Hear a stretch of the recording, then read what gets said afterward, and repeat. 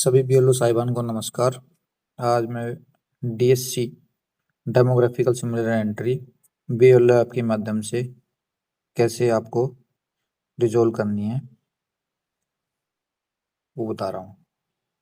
सबसे पहले आपने अपने बीएलओ ऐप आपको दिख रही है, उस पर आप क्लिक करेंगे। क्लिक करने के बाद आपको 3 कैटेगरी आपको दिखेंगी: DSC identified, checklist submission, request format A collection. ये 3 कैटेगरी आपको दिख रही हैं। तो सबसे पहले हम अपनी चेक कर लेंगे डीएससी आइडेंटिफाइड में। डीएससी आइडेंटिफाइड में 3 तरीके से दिया हुआ है। सबसे पहले है केवल आपके बूथ के अंदर। आपके बूथ के अंदर डीएससी में मेनली क्या चीज चेक करता है, जैसे आप अपने बूथ, सबसे पहला ऑप्शन देखो, 3 ऑप्शन दिख रहे हैं आपको: DSC with in part, DSC across part, यानी कि एक असेंबली के अंदर जितने भी पार्ट हैं। जैसे मैंने नॉर्मल असेंबली का लॉगिन किया हुआ है, 36 नंबर बूथ, तो उसमें 155 पार्ट है। तो सभी 155 पार्ट नॉर्मल असेंबली में सिर्फ 155 पार्ट के अंदर जितने बूथ हैं, 155 जो बूथ हैं उसके अंदर दिखेगा ये। और ये डीएससी अक्रॉस एससी, यानी कि पूरे विद इन स्टेट, पूरे हरियाणा में जितनी एससी हैं, जितने बूथ हैं, सभी के अंदर वो डेमोग्राफिकल सिमिलरिटी चेक करेगा। अब मैंने फर्स्ट पे क्लिक किया तो ऊपर आपको जो येलो पार्ट में जो दिख रहा है ना, सिर्फ यही चीजें चेक करता है। जैसे इलेक्टर का नाम चेक करता है वो डेमोग्राफिक में, एज चेक करता है, जेंडर चेक करता है और रिलेटिव का नाम चेक करता है। ठीक है जी, 4 चीजें जिन भी 2 लोगों की सेम होंगी उसको वो डीएससी मानेगा। ठीक है जी, इस तरीके से डीएससी आइडेंटिफाई हुई है। अब विद इन पार्ट, यानी कि आपके बूथ में 1000 आदमी है तो उन 1000 आदमी में से ये 4 एंट्री निकल के आ रही है। इसमें 1200 कुछ एंट्री है इस बूथ में, तो 1200 कुछ उसमें ये सारी एंट्री निकल के आ रही है, 4 एंट्री। ठीक है जी। अब इसमें क्या होता है कि छोटे लेवल पे, जैसे मान लो विद इन बूथ के अंदर जैसे 1200 लोगों में ही सेम एंट्री आ रही है, तो लगभग वो क्या है, डुप्लीकेट वोट बने हुए हैं। कि बहुत कम चांस हो जाते हैं कि 2 लोगों की सेम डेमोग्राफिक सिमिलर एंट्री हो, वो क्या है, डुप्लीकेट है लगभग।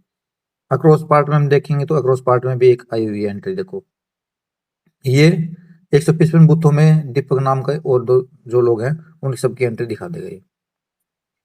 ठीक है जी, इस तरीके से डीएससी अक्रॉस एससी पूरे हरियाणा का डाटा आ गया ये। अब किसी को खोलेंगे तो जैसे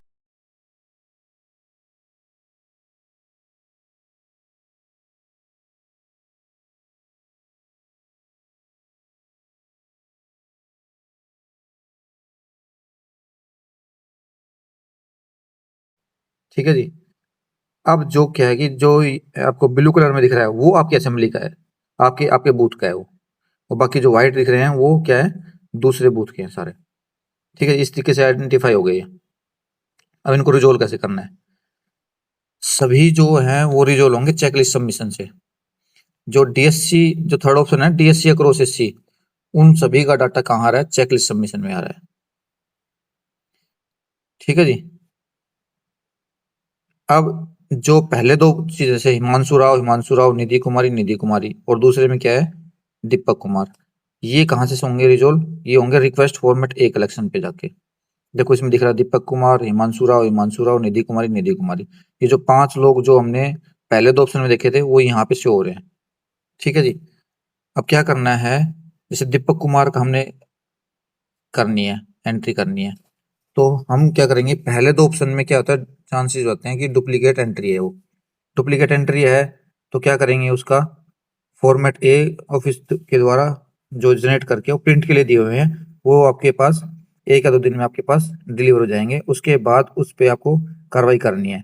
अगर ये डुप्लीकेट है, डुप्लीकेट की एंट्री करने से पहले क्या करना है, आपको एपिक नंबर नोट करना है, कैंडिडेट से पूछना है अगर उसके 2 वोट हैं तो कौन सा वोट कटवाना चाहता है।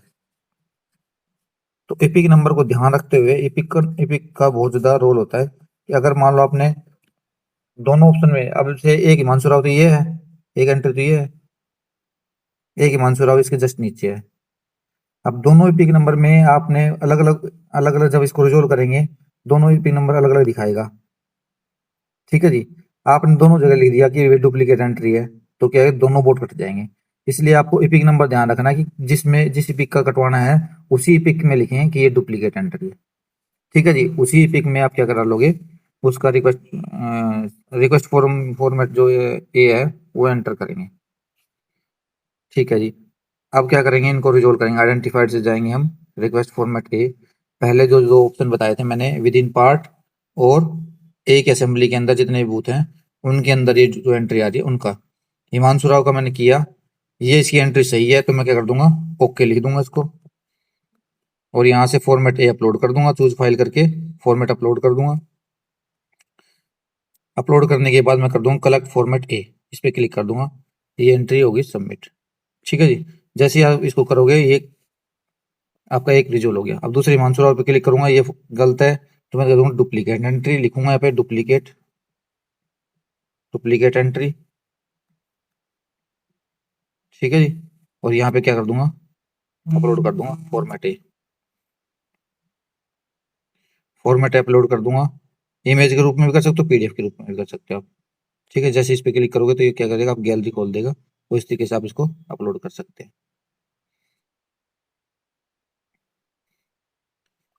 ठीक है, रिक्वेस्ट फॉर्मेट ए पे आप क्लिक करोगे, जैसे क्लिक करोगे तो डीएससी फॉर्मेट ए अपडेटेड सक्सेसफुली सुना जाएगा। ठीक है जी। इस तरीके से आपको डीएससी आपके रिजोल्व करने हैं। अब इसमें क्या करना है, जो थर्ड पार्ट जो पूरे हरियाणा की जितनी भी थे वो यहाँ पे शो हो रहे हैं आपको। तो सबसे पहले मैं लूंगा आरती को, देखो मैं दिखाता हूँ आपको, डीएससी आइडेंटिफाइड में डीएससी अक्रॉस, यहाँ पे मैं सर्च करता हूँ आरती, तो ये आरती आ गई। इसकी इसका कस्टमर क्लस्टर आईडी क्या है, 1886 आरती। इस पे क्लिक किया तो ये दिखाई दे रही है। ठीक है, पर मैं इसको रिजोल्व करना चाहूँ तो यहाँ से नहीं होंगी, ये कहाँ से रिजोल्व होंगी, चेकलिस्ट सबमिशन से। चेकलिस्ट सबमिशन पे गए और सबसे पहले आरती जो दिख रही है 1886 आ गया, क्लस्टर आईडी दिख रहा है आपको नीचे, क्लस्टर आईडी, इस पे क्लिक किया, एक खुल गया। जैसे ही आपको ब्लू कलर में दिख रहा है, इस पे क्लिक करेंगे, उसके बाद क्या डाल देंगे यहाँ पे, ओके रिमार्क्स में, क्योंकि हमें पूरे हरियाणा का है तो ये इसमें क्या करेंगे हम, अगर रिक्वेस्ट फॉर्मेट ए आपको लग रहा है डुप्लीकेट है तो फॉर्मेट ए हम ऑफिस से कलेक्ट कर लेंगे, बोल देंगे उनको प्रिंट के लिए भी डुप्लीकेट एंट्री है, इसके लिए रेस्पॉन्स फॉर्मेट ए हमें प्रोवाइड किया जाए। अगर डुप्लीकेट नहीं है तो आप क्या कर दोगे, रिमॉक्स में ओके डाल दोगे, ओरिजिनल करके ओके डाल दोगे। ठीक है सर, इसको सबमिट कर देंगे, डीएससी हो गया ये। अभी दोबारा क्लिक करोगे तो क्या है, ऑलरेडी सबमिटेड। अब जैसे दूसरे पे क्लिक करेंगे तो क्या है, इसकी इन्फॉर्मेशन नहीं है, ये बाहर का है जैसे, और फोटो मैच नहीं हो रही तो नो इन्फॉर्मेशन, ओके। इस तरीके से सभी काम क्या करते जाएंगे, रिमार्क्स एंटर करते जाएंगे, नो इन्फॉर्मेशन, ओके सबमिट। ठीक है जी। अब इसका करेंगे नो इन्फॉर्मेशन, ओके सबमिट कर दिया।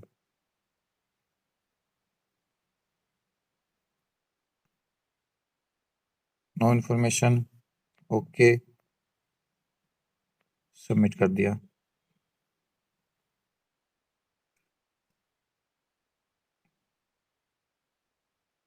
नो इन्फॉर्मेशन, ओके सबमिट कर दिया।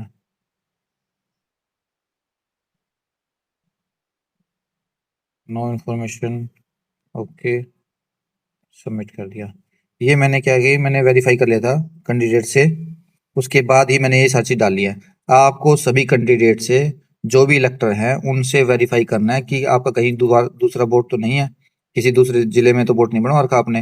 अगर वो हो जाए, संतुष्ट कर दे हमें कि मैंने कहीं वोट नहीं बनवा रखा, तो हम क्या डाल देंगे, सारी इन्फॉर्मेशन, बाकी नो इन्फॉर्मेशन कर देंगे और हमारे जो कैंडिडेट है उसके ओरिजिनल में डाल देंगे।